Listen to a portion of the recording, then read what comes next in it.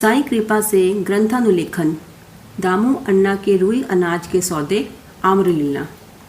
साईं कृपा से ग्रंथानुलेखन। जब भक्त का विश्वास दृढ़ और परिपक्व हो जाता है तो उसका मनोरथ भी शीघ्र ही सफल हो जाता है। जब हेमांड पंत को साईं लीलाओं को रचने की तीव्र इच्छा हुई तो बाबा ने तुरंत ही उनकी यह इच्छा पूर्ण कर दी। जब उन्हें स्मृति पत्र इत्यादि रखने की आज्ञा हुई तो हेमांड पंत में स्फूर्ति, बुद्धिमत्ता, शक्ति तथा कार्य करने की क्षमता स्वयं ही आ गई और उन्होंने साईं सच्चरित्र की रचना कर डाली।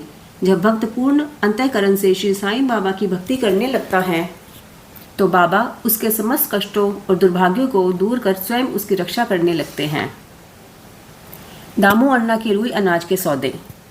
दामू अन्ना को मुंबई से उनके एक मित्र ने पत्र में लिखा कि वह उनकी साझेदारी में रुई का सौदा करना चाहते हैं, जिसमें लगभग 2 लाख रुपयों का लाभ होने की आशा है। सन 1936 में नरसिंह स्वामी को दिए गए एक वक्तव्य में दामू अन्ना ने बतलाया कि रुई के सौदे का यह प्रस्ताव बम्बई के एक दलाल ने उनसे किया था, जो कि साझेदारी से हाथ खींचकर मुझ पर ही सारा भार छोड़ने वाला था। दलाल ने लिखा था कि सौदा अति उत्तम है और हानि की कोई आशंका नहीं है। ऐसे स्वर्णिम अवसर को हाथ से नहीं खोना चाहिए। दामू अन्ना के मन में नाना प्रकार के संकल्प विकल्प उठ रहे थे, परंतु स्वयं कोई निर्णय करने का साहस वे ना कर सके। उन्होंने इस विषय में कुछ विचार तो अवश्य कर लिया, परंतु बाबा से आज्ञा प्राप्त करने की प्रार्थना की। यह पत्र श्यामा को दूसरे दिन मिल गया, जिसे दोपहर के समय मस्जिद में जाकर उन्होंने बाबा के सामने रख दिया। श्यामा से बाबा ने पत्र के संबंध में पूछताछ की। उत्तर में श्यामा ने कहा कि अहमदनगर के दामू अन्ना कासार आपसे कुछ आज्ञा प्राप्त करने की प्रार्थना कर रहे हैं। बाबा ने पूछा कि वह इस पत्र में क्या लिख रहा है और उसने क्या योजना बनाई है। मुझे तो ऐसा प्रतीत होता है कि वह आकाश को छूना चाहता है। उसे जो कुछ भी भगवत कृपा से प्राप्त है वह उससे संतुष्ट रही है। अच्छा, पत्र पढ़कर सुनाओ। श्यामा ने कहा कि जो कुछ आपने अभी कहा वही तो पत्र में भी लिखा हुआ है।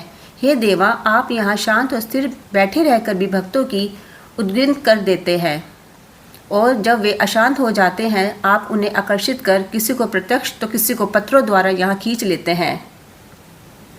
जब आपको पत्र का आशय विदित है तो फिर मुझे पत्र पढ़ने को क्यों विवश कर रहे हैं। बाबा कहने लगे कि श्यामा, तुम तो पत्र पढ़ो, मैं तो ऐसे ही अनाप शनाप बकता हूँ, मुझ पर कौन विश्वास करता है। मुझे ऐसा प्रतीत होता है कि सेठ दामू अन्ना पागल हो गया है। उसे लिख दो कि उसके घर किसी वस्तु का अभाव नहीं है, उसे आधी रोटी में ही संतोष कर लाखों के चक्कर से दूर ही रहना चाहिए। श्यामा ने उत्तर लिखकर भेज दिया, जिसकी प्रतीक्षा उत्सुकतापूर्वक दामू अन्ना कर रहे थे। पत्र पढ़ते ही लाखों रुपयों का लाभ होने की उनकी आशा पर पानी फिर गया। उन्हें उस समय ऐसा विचार आया कि बाबा से परामर्श कर उन्होंने भूल की है, परंतु श्यामा ने पत्र में संकेत कर दिया था कि देखने सुनने में फर्क हुआ करता है, इसलिए अच्छा तो यही होगा कि स्वयं शिरडी आकर बाबा की आज्ञा प्राप्त करो। बाबा से स्वयं अनुमति लेना उचित समझकर वे शिरडी आए। बाबा के दर्शन कर उन्होंने चरण सेवा की, परंतु बाबा के सामने सौदे वाली बात कहने का वे साहस न कर सके। उन्होंने संकल्प किया कि यदि उन्होंने कृपा कर दी तो उस सौदे में से कुछ लाभांश उन्हें भी अर्पण कर दूंगा। यह सोचकर ही वे शिरडी आए थे। बाबा के दर्शन कर उन्होंने चरण सेवा की, परंतु बाबा के सामने सौदे वाली बात कहने का साहस न जुटा सके। बाबा ने दामू अन्ना के मन की बात जानकर कहा कि बापू, मैं अपने को इस सांसारिक झंझटों में फंसाना नहीं चाहता। बाबा की अस्वीकृति जानकर दामू अन्ना ने विचार त्याग दिया। तब उन्होंने अनाज, गेहूं, चावल आदि अन्य वस्तुओं का कार्य आरंभ करने का विचार किया। बाबा ने इस विचार को भी समझकर उनसे कहा कि तुम रुपए का 5 सेर खरीदोगे और 7 सेर बेचोगे, इसलिए उन्हें इस धंधे का भी विचार त्यागना पड़ा। कुछ समय तक तो अनाजों का भाव चढ़ता ही गया और ऐसा प्रतीत होने लगा कि संभव है बाबा की भविष्यवाणी सत्य निकले, परंतु 2-1 मास के पश्चात ही सब स्थानों में पर्याप्त बरसात हुई, जिसके फलस्वरूप भाव अचानक ही गिर गए और जिन लोगों ने अनाज संग्रह कर लिया था उन्हें यथेष्ट हानि उठानी पड़ी। पर दामू अन्ना इस विपत्ति से बच गए। यह कहना व्यर्थ न होगा कि रुई का सौदा जो कि उस दलाल ने अन्य व्यापारी की साझेदारी में किया था, उसमें उसे अधिक हानि हुई। बाबा ने उन्हें बड़ी विपत्तियों से बचा लिया है। यह देखकर दामू अन्ना का साईं चरण में विश्वास दृढ़ हो गया और जीवन पर्यंत वे बाबा के सच्चे भक्त बने रहे। आम्रलीला। एक बार गोवा के एक मामलतदार राले ने लगभग 300 आमों का एक पार्सल श्यामा के नाम शिरडी भेजा। पार्सल खोलने पर प्राय सभी आम अच्छे निकले। भक्तों में इसके वितरण का कार्य श्यामा को सौंपा गया। उनमें से बाबा ने 4 आम दामू अन्ना के लिए अलग निकाल कर रख लिए। दामू अन्ना की 3 स्त्रियां थीं, परंतु अपने दिए हुए वक्तव्य में उन्होंने बतलाया कि उनकी केवल 2 ही स्त्रियां थीं। वे संतानहीन थे।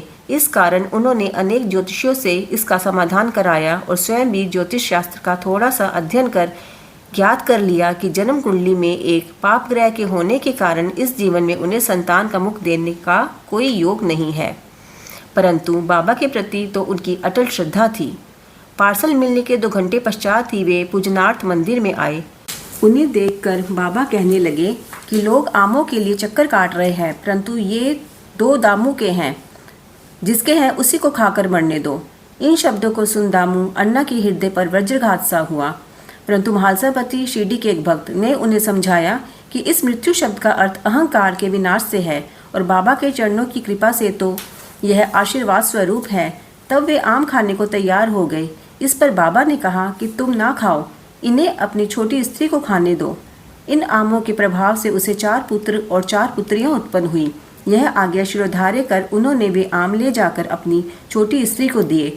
धन्य है श्री साईं बाबा की लीला, जिन्होंने भाग्य विधान पलटकर उन्हें संतान सुख दिया। बाबा की स्वेच्छा से दिए वचन सत्य हुए, ज्योतिषियों के नहीं। बाबा के जीवन काल में उनके शब्दों ने लोगों में अधिक विश्वास और महिमा स्थापित की, परंतु महान आश्चर्य है कि उनके समाधिस्थ होने के उपरांत भी उनका प्रभाव पूर्ववत ही है। बाबा ने कहा कि मुझ पर पूर्ण विश्वास रखो। यद्यपि मैं देह त्याग भी कर दूंगा, परंतु फिर भी मेरी अस्थियां आशा और विश्वास का संचार करती रहेंगी। केवल मैं ही नहीं, मेरी समाधि भी वार्तालाप करेगी, चलेगी, फिरेगी और उन्हें आशा का संदेश पहुंचाती रहेगी, जो अन्य भाव से मेरे शरणागत होंगे। निराश न होना कि मैं तुमसे विदा हो जाऊंगा। तुम सदैव मेरी अस्थियों को भक्तों के कल्याणार्थ ही चिंतित पाओगे। यदि मेरा निरंतर स्मरण और मुझ पर दृढ़ विश्वास रखोगे तो तुम्हें अधिक लाभ होगा। ओम साई राम।